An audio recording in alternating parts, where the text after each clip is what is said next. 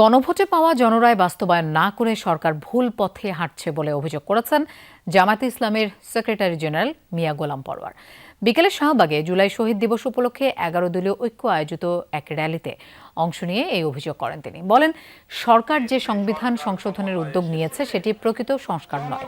সব রাজনৈতিক দলের সাথে আলোচনা ও জাতীয় ঐকমত্যের ভিত্তিতে রাষ্ট্র সংস্কারের উদ্যোগ নেওয়া উচিত। বিএনপি ক্ষমতায় গিয়ে জুলাই অভ্যুত্থান ভুলে গিয়ে জনগণের সাথে বিশ্বাসঘাতকতা করেছে বলেও অভিযোগ করেন তিনি। বলেন, এখনো জুলাই সনদ বাস্তবায়ন ইস্যুটি সংসদে সমাধান করার সুযোগ আছে, অন্যথায় রাজপথে নামারও হুঁশিয়ারি দেন মিয়া গোলাম পরোয়ার।